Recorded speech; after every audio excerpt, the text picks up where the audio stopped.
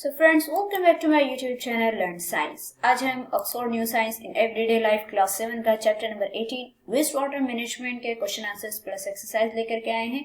I hope आपने इसे खुद सॉल्व कर ही लिया होगा। नहीं सॉल्व किया है तो वीडियो को फौरन पॉज कीजिए और जाकर के खुद सॉल्व कीजिए। ये आपके लिए बहुत ही ज्यादा बेटर रहेगा, आपके आपकी इंटेलिजेंसी के लिए भी, आपके कॉन्फिडेंस लेवल के लिए भी, कि आपको कितना आ रहा है। आपने जो चैप्टर के एक्सप्लेनेशन में जितना भी पढ़ा वो उसमें से आप कितने क्वेश्चन सॉल्व कर पा रहे हैं, कितने ऑब्जेक्टिव सॉल्व कर पा रहे हैं, कितने शॉर्ट आंसर क्वेश्चन सॉल्व कर पा रहे हैं। ओके, और अगर कर लिया है और आपके क्वेश्चन मेरे आंसर से मैच कर रहे हैं तो आपको बहुत बहुत मुबारक हो। चलिए स्टार्ट करते हैं। Objective type question, choose the correct option. सबसे पहले तो मैं आपसे थोड़ी सी सॉरी करना चाहूंगी बिकॉज वीडियो को एडिट करने में थोड़ा टाइम लग गया मुझे।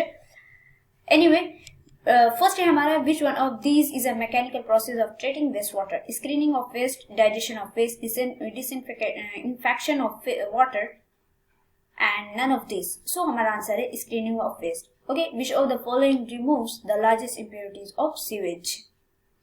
Vertical bars, grit chamber, aeration tank, sedimentation tank. जब हमने इसके बारे में पढ़ा था तो हमने जब हम वेस्ट वाटर ट्रीटमेंट प्लांट के बारे में पढ़े तो हमने पढ़ा था कि हम वर्टिकल बार्स के जरिए से बड़ी बड़ी जो उसमें प्लास्टिक बैग, कैंस और बड़ी बड़ी जो चीजें होती हैं, कपड़े हो गए, वो सभी हम जो वर्टिकल बार के जरिए से हम उसको रिमूव कर देते हैं। ओके, क्वेश्चन नंबर थर्ड है, which one of these refers to the material that settles at the bottom in waste water treatment? ये याद रखिएगा, इसको क्या कहते हैं? स्लज। जो नीचे बैठ जाता है वेस्ट वाटर ट्रीटमेंट प्लांट में वो उसे क्या कहते हैं? स्लज। और जो ऊपर बहता रहता है उसे क्या बोलते हैं? स्कम। ओके, जो लाइट वेट होता है और ऊपर बहता रहता है तो सब उसे बोलते हैं scum. In which one of these is air blown on the sewage? Grid chamber, aeration tank, water tank या एसेप्टिक टैंक? सो हमारा आंसर है aeration tank.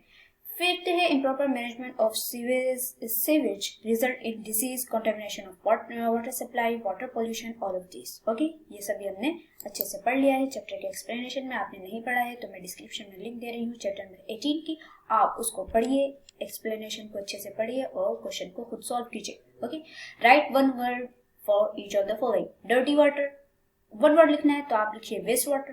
The chemical process of waste water treatment plant is tertiary treatment. Okay, biological process आपका दूसरा treatment हो गया and mechanical process हो गया आपका first treatment. Okay, second treatment आपका biological process.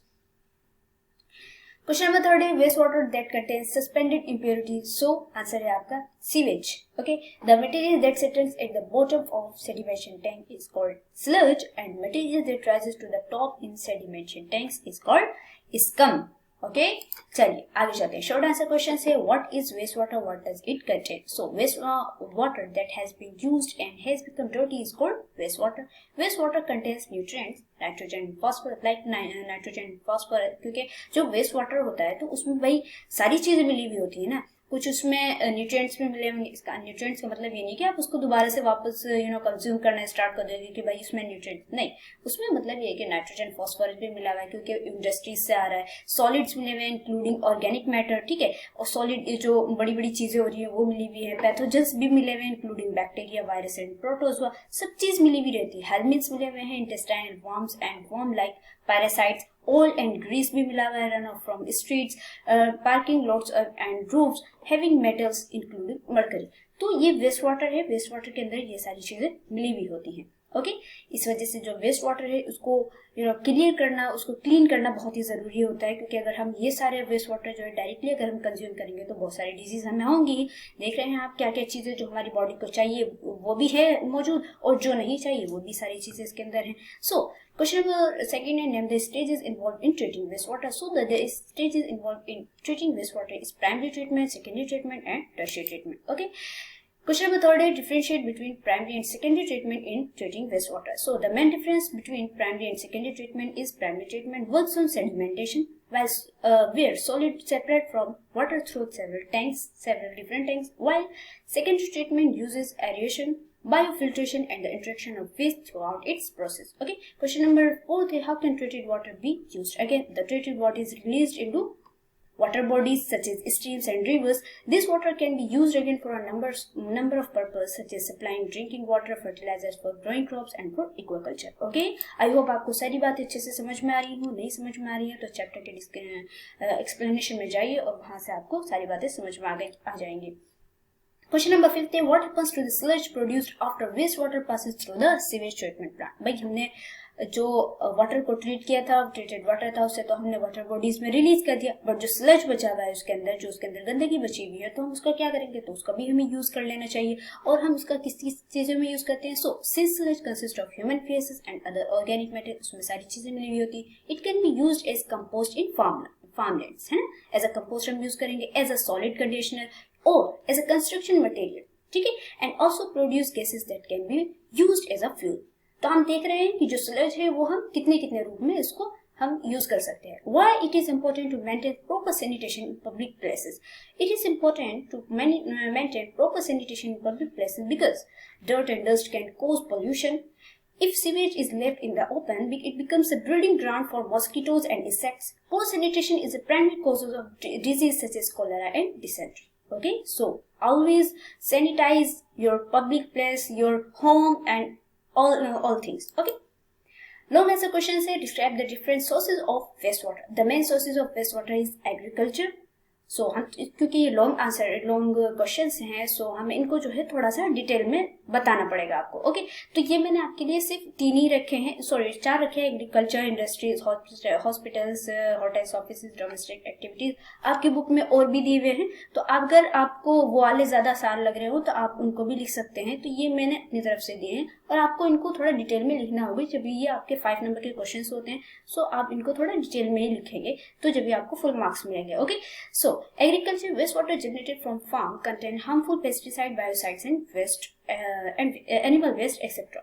Industries, so wastewater industry से भी जनरेट होता है, सबसे ज्यादा इंडस्ट्री से ही जनरेट होता है. wastewater generated from paint and dye industries contain harmful chemicals such as lead, chromium etc. hospital, hotels, offices, यहाँ से भी जनरेट होता है.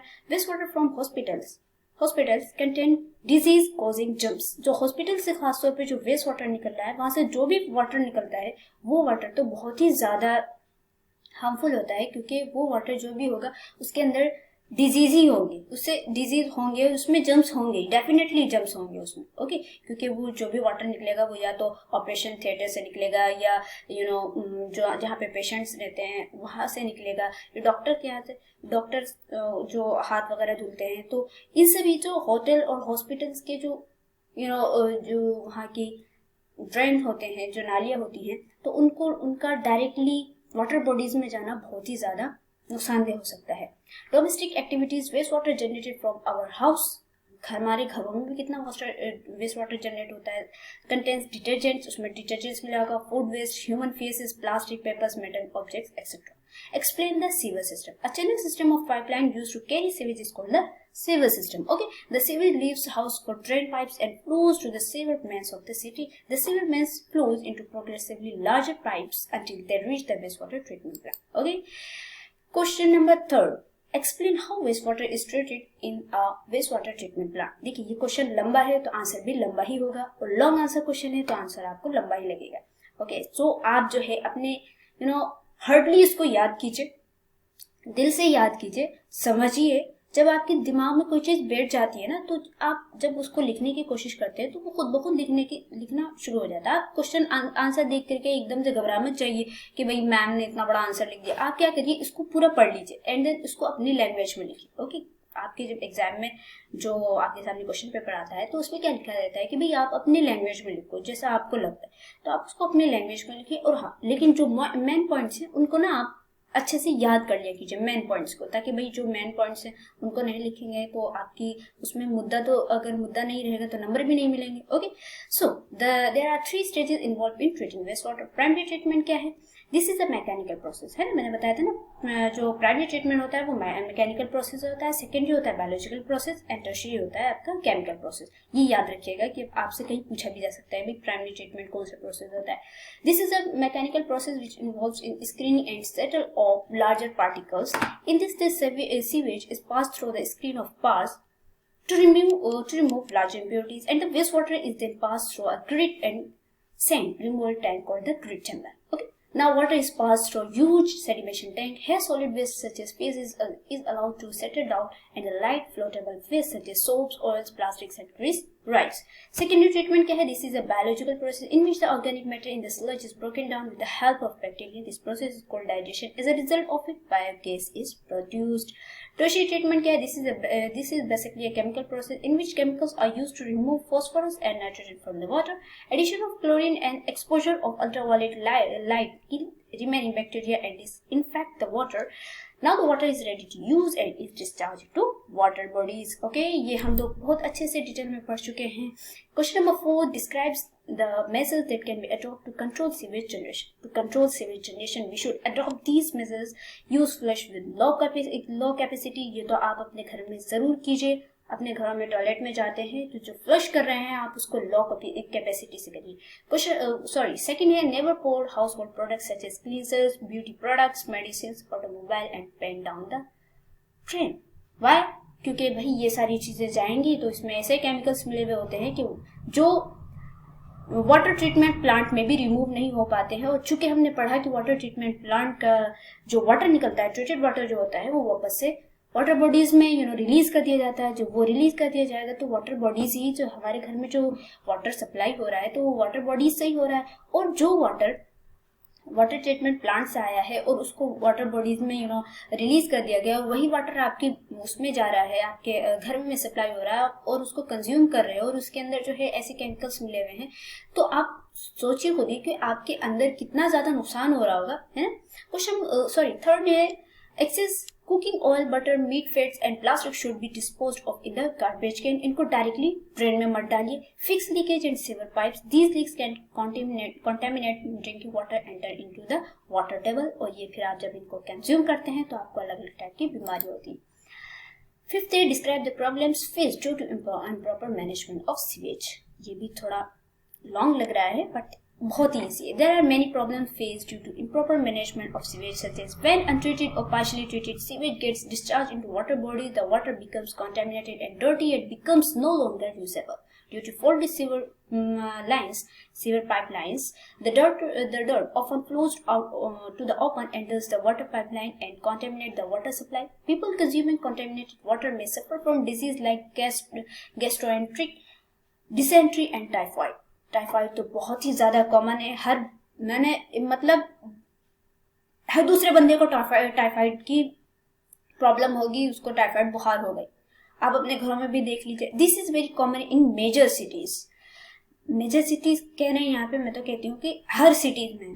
Many of our major rivers such as Ganga and Yamuna receive tons of untreated sewage daily, thereby making the water dirty and unfit for drinking and other domestic uses. And also these rivers are regarded as open sewer as large quantities of waste are dumped in them every day. This contamination of water bodies is responsible for major waterborne epidemics such as jaundice, cholera and hepatitis. Hepatitis बहुत ही खतरनाक बीमारी है. ये सिर्फ बहुत ही इसके कोज तो बहुत नॉर्मल है. कंटेमिनेटेड वाटर से ये ऐसा होता है, लेकिन जब हेपेटाइटिस की बीमारी हो जाती है किसी को, जब ये एक बार हो जाती है, खासतौर पर स्पेशली हेपेटाइटिस बी, तो इंसान की मृत्यु होना निश्चित है. सो देखिए आप कितनी बड़ी बड़ी बीमारियां हो जा रही है. कोलेरा, हैजा अब तो खत्म हो गया है बट कहीं कहीं फिर भी हो जाता है, तो आप इससे बचिए. ओके फ्रेंड्स, आपको बहुत बहुत कॉन्ग्रेचुलेशंस. आज हम लोगों का 7th सेशन पूरा हो गया. आई होप सो आपने सारे चैप्टर्स भी पढ़ लिए होंगे बहुत अच्छे से और आपको मेरी वीडियोस भी पसंद आ रही होंगी. तो आपके लिए सबसे पहले तो मैं आपको शुक्रिया अदा करना चाहूंगी कि आप मेरे साथ जुड़े रहे. इतने दिनों तक आपने मेरे साथ अपना सेशन कंप्लीट किया. बहुत आपका thank you very very much. And इसके साथ ही बहुत ही जल्दी आपके लिए सरप्राइज आने वाला है. इंशाल्लाह हमारा सेशन जल्दी स्टार्ट होगा 8th का. और सरप्राइज है तो सरप्राइज ही रहने देंगे, कुछ और भी सरप्राइजेस हैं आपके लिए. तो मिलते हैं अगली वीडियो में. अगर आप हमारे चैनल पे न्यू हैं तो मेरे चैनल को सब्सक्राइब कीजिए, वीडियो को लाइक कीजिए और अपने दोस्तों के साथ जो 7th क्लास में जरूर शेयर कीजिए और उनको बताइए कि आपके लिए उनके लिए भी सरप्राइज आ रहा है और आपके लिए भी सरप्राइज आ रहा है. अस्सलाम वालेकुम.